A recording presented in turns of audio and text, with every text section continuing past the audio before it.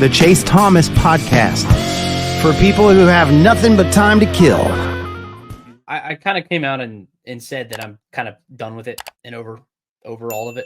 I don't really trust him anymore necessarily. I just because based a lot on Max, actually, you make a great point. I mean, like a lot of that stuff that you said was actually a really good point, and I appreciated that. But at the same time, it's like that is a fireable offense. The way that level of hubris, and that's not something he won't learn from. And that doesn't say that he's a bad head coach, or that he can't move on and go become a good head coach somewhere else, or that even if he does make this decision next year and he's the starting head coach week 1 of next year, that he won't make the right decision then. But look, you made a bad decision and you sat on that bad decision as long as you did. You have to think very long and hard about that person's decision-making capabilities. Like you really do. And I can't in good conscience tell you that he is the right person to make that decision anymore. I just don't. I mean, I don't know if he didn't make the decision. I don't know if he had any input on the Ryan Tannehill decision. I don't know how much he did in that one. I can't speak to that. I can speak to everything that he said over the offseason about Desmond Ridder. I can speak to everything that people said about that decision and the way he pushed back against those people. The things that he said and the way that he said it, it's going to come back and bite you. And that's just the nature of this business. It's a thankless job, and it's a job that he talked about at his press conference earlier today. He's like, look, you're like hired to be fired. Like every head coach gets fired eventually. Doesn't matter if you're Bill Belichick, Andy Reid, they've all been fired. And many of them get fired multiple times. And it's just the nature of this business. But whether or not Arthur Blank is actually going to follow through and do that, he said earlier this season, and it's like the season effectively has to come off the rails. Well, it's off the rails right now. There's still a little bit of time for them to come back onto it. Like if they win out, I don't know if they're going to do that. They haven't won 3 games in a row the entire Arthur Smith tenure. So I don't think that's going to happen. You lose one more game down the stretch, you're effectively eliminated from the playoffs. That's, in my opinion, that's coming off the rails and the season's over. I don't trust him, truthfully. Myself, I don't trust him to make the right decision. But Terry Fontenot, do you trust Terry Fontenot either? I really don't know. Like you look at his track record of the NFL draft is dreadful. I understand he's made some very good budget acquisitions, but this is the NFL, and the NFL, you need star level players, and you need to hit on the first round of the NFL draft. So far, so good. So far, it's not so good. You know, you go back to Kyle Pitts, disaster pick, utter disaster. I understand injuries have played into that. Besides that, you look at the next 7 players who were taken after him, and they are slam dunks. They're not even just good picks. They're slam dunks. And Kyle Pitts has been an unmitigated disaster. Unmitigated disaster. And then the next year you go to Drake London, a guy who has no ability to run down the field. I like Drake London, and I think his development has been stunted by the lack of a quarterback. But then you go in and you draft a Bijan Robinson, a running back, a player in the top 10 who's been fine. Like he's been good. He's electric at times, but he hasn't been this dynamic skill player who's going to show out and take over football games the way that you promised he would. So that's even before I get into the fact that the majority of these other players aren't even scheme fits on defense anymore. Like D'Angelo Malone has played 1 defensive snap all season. So I think we're talking maybe about the wrong person. Arthur Smith, I don't know if he's even going to be here, but should Terry Fontenot be making these decisions anymore? That is also worth considering. I would like to say that, first of all, completely agree. I think if you look at, I don't think Terry Fontenot gets nearly enough heat, frankly, for the job he's done. And you look at his first draft. Who were his first 3 draft picks as a GM? Kyle Pitts, Richie Grant, Jalen Mayfield. I don't think, like that kind of, everyone talks about the first rounders. I think Drake London's a stud. I don't think that was the miss. Everyone talks about his first rounders. They don't get difference makers anywhere in the draft. They don't get them anywhere. And like, who are the difference makers on this team? The true, like, top-ish tier NFL players. It's Chris Lidstrom, they didn't draft. AJ Terrell, they didn't draft. Jesse Bates, they signed. Grady Jarrett, they weren't a part of. Maybe you could say Drake London, maybe, but like I don't. Jake Matthews too, by the way. Jake Matthews, who Yeah. they certainly had no part in having. So like the regime has been here 3 years, 3 full cycles, and they have no difference makers, none that they brought in. Through the draft. In the draft, yes, correct. Well, Which is even the professional acquisitions are good, but all things considered good. They're Bates not was a great good. Like Bates has been great. Bates is great. Okay, so Bates is great. He was also you're paying $15 million for a safety. He better be great. Like he better be a difference maker. And like Onyemata's been really good, but like he's not healthy. Calais Campbell's been good. He's been fine. Yeah, sure. Like he's been fine. Like he's been good. The question I have for Arthur Smith, we talked about how his best move was bringing in Ryan Nielsen to run the defense, which is sort of a quasi indictment of him, which is you gotta think like pretty similar to Dan Quinn in Atlanta, bringing in Kyle Shanahan to run his offense, and the defense never being above average. Why did the running game regress this year? Like that is the question that I have no answer for. Like we had no quarterback last year. There was no quarterback on the roster, and you're running with a 5th round running back and the same offensive line minus Bergeron, who's probably been their best draft pick in this past year's draft. Like, why is the running game now like a bottom 3rd NFL running game? It makes no sense. You were a top 10 running game last year, and then you add Bijan Robinson and Matthew Bergeron, and you're suddenly like can't run the ball. Like what happened? I can't get my head around.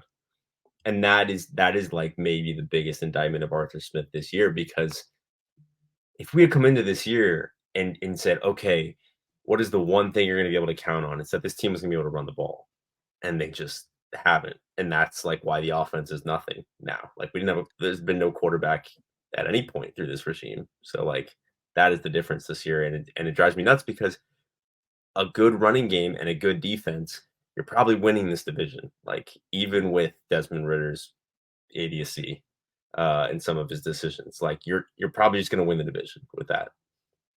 And they can't run the ball. Do you think it's Bijan Robinson? Honestly, I don't. Like I like Bijan. I think Bijan's fine. I think it was a bad pick. I think we can pretty much because you went from a sledgehammer offense. Like your running attack was just a sledgehammer, and then you bring in another sledgehammer who is also just like a little bit more compact, and he's a bowling ball, and he's going to run through you. And then you go out and change out you get your lightning for your thunder, I guess, with Bijan. But Bijan has not really been very effective at reading holes. He's a one-hit runner, and he like cuts up, and then he's gone, and he basically takes the first hole that he finds. When he gets into the open field, he's great. That's where he makes his magic happen, and he puts people on the rear, and it's fun and it's exciting. It's great for highlight clips. But is he actually tangibly better for this offense? I don't know enough about like X's and O's to say. I think Bijan Robinson's like a good NFL running back who wasn't worth the 8th overall pick, and it's kind of that simple. And like I think that they had all these ideas for how he could work in this offense, and then they've slowly just sort of like dumbed it down. After the beginning of the year, everything was just way too complex. They had him running all these routes. They had him in motion all the time. And it just like wasn't working. So they had to go back to the basics. And that's just like, I don't think that's the reason they went from the, whatever best running game last year to the whatever worse this year.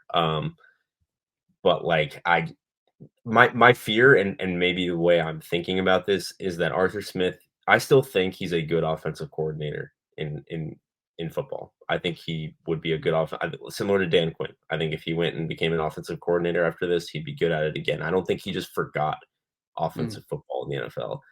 I think he's probably just like a little overwhelmed with all the rest of it. And that happens all the time in the NFL. It happens all the time with coaches. And I just kind of think that's where we're at, which leaves you with a really difficult, like, what next?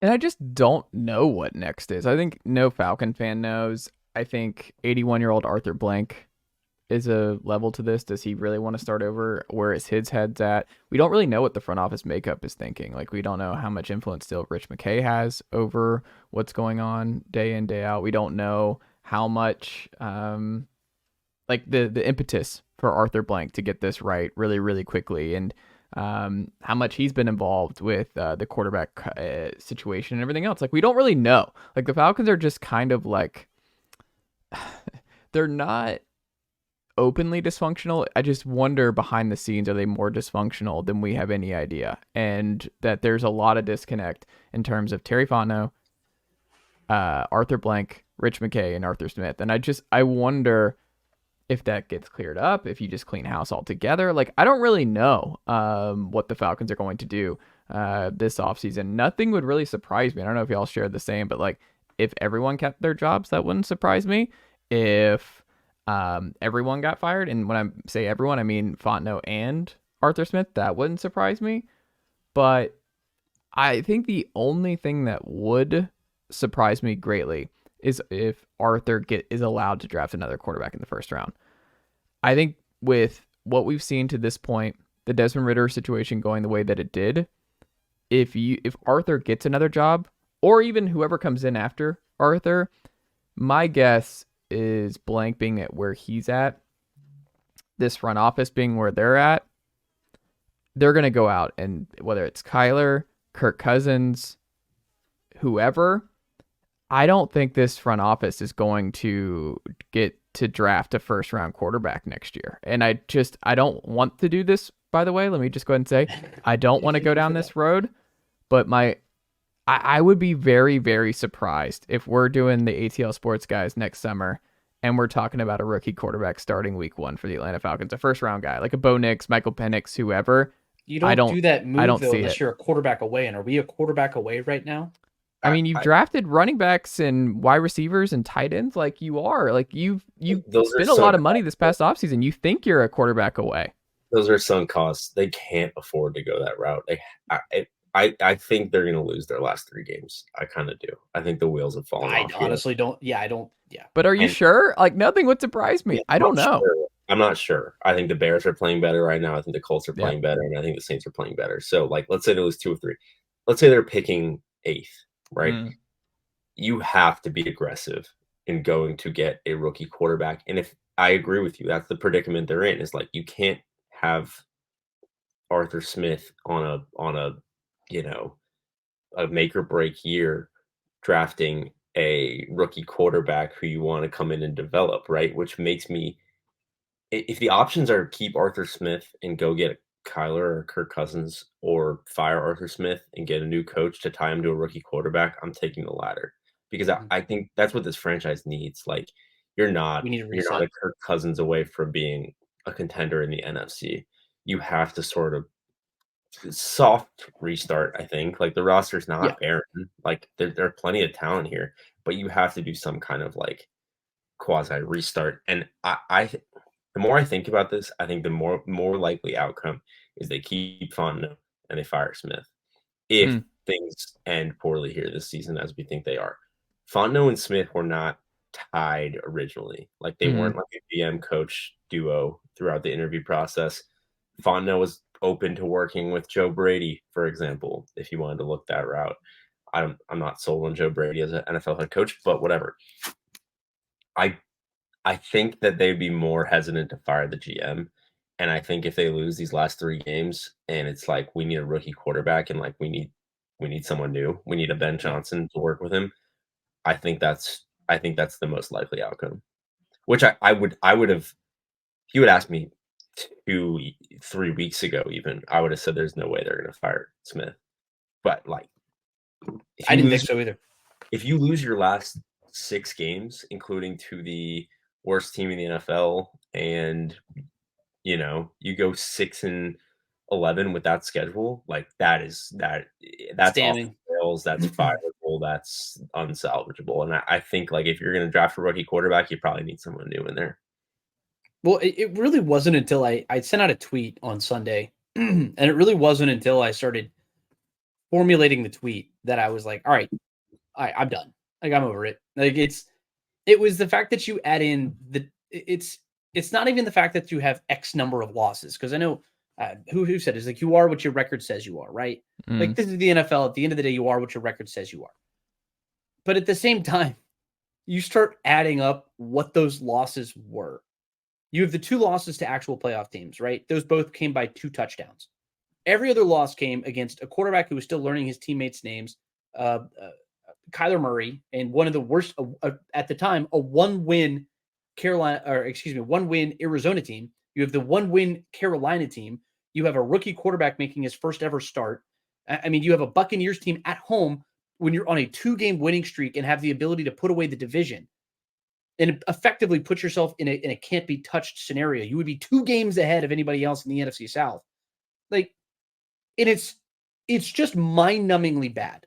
Not even for I forgot the Washington Commanders, who are firing their head coach at home. Like, at home, the losses have been so bad. Like, they're losing to either miserably bad teams who are picking in the top. You've lost to 4 teams picking in the top 5. 4 teams picking in the top 5. The 2 teams that are playing in the playoffs, not including the NFC South champion, who knows who that's going to be at this point. You lost both of them by 10 plus points. It's ridiculous. And it was, as soon as I put all that stuff together, I'm like, I just can't get behind it anymore.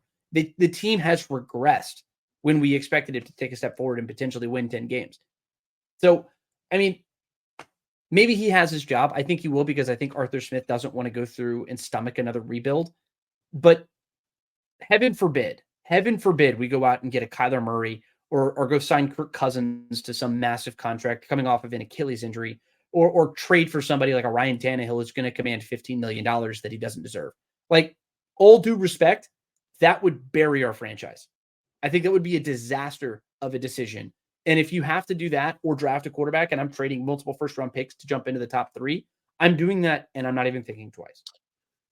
This would be one discussion if this team was like the team last year plus an improved defense. They win the division, They go 10-7, and it's like the passing game just isn't there. I think I'd be on board at that point with bringing in a Cousins and a Kyler and saying we're close. It's not. Like, it's broken, and you have to. In some ways, the schedule was a mirage this year. Like, this is one of the worst 5 teams in football. Like, it's not a question. And I think it's one thing to say, like, they can't stomach a rebuild, but the thing that got me over the hump with this is, like, look around the league at some of the, like, how quick some of these rebuilds go. You bring in a new coach. If it's the right coach, you have D'Amico Ryans and the Texans. You have Shane Steichen with the Colts. Like, these first-year coaches step in, like Dable last year. They step in and like Peterson. You can turn it around really quickly. And if you get the right quarterback and you get the right coach, it's going to work out.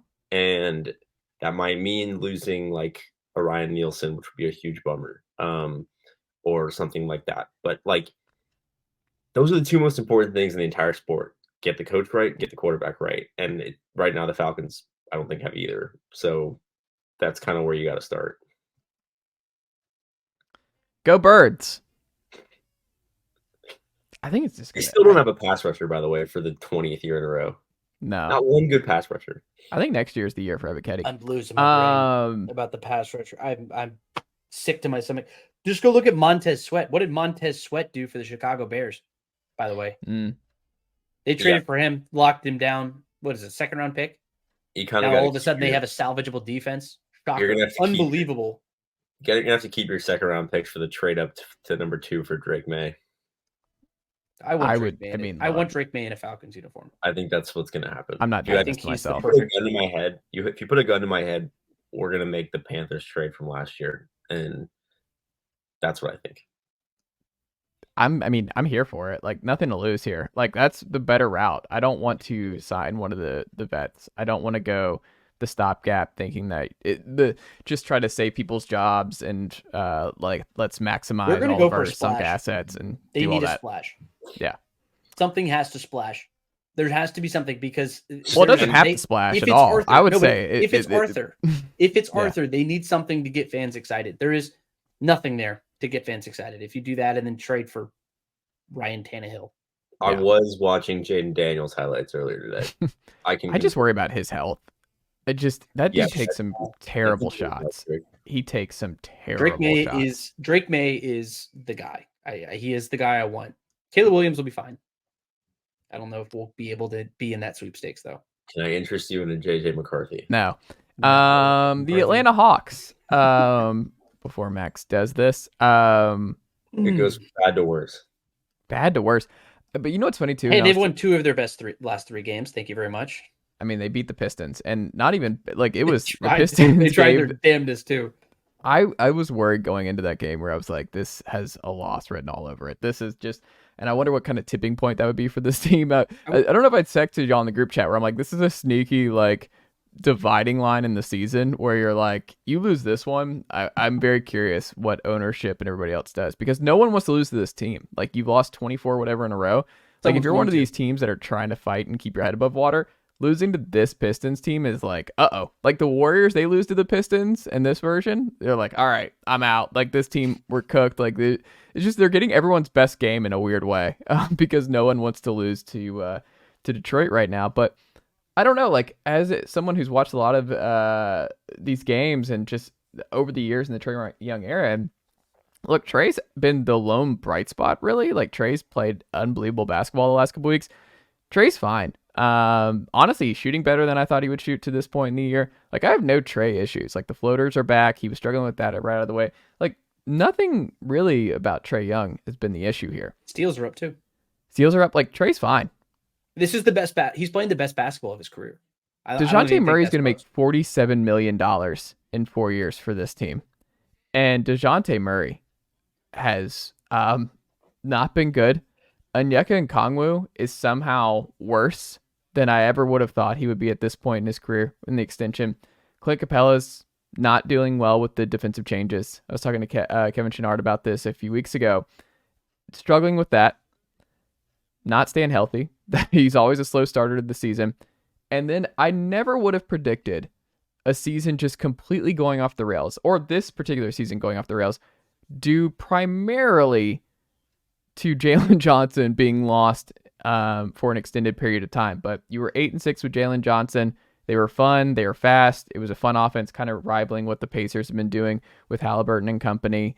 But now you lost Jalen Johnson. The defense is god-awful, and there is no depth. You look at it, and you're like, oh, is Bruno Fernando going to be our back?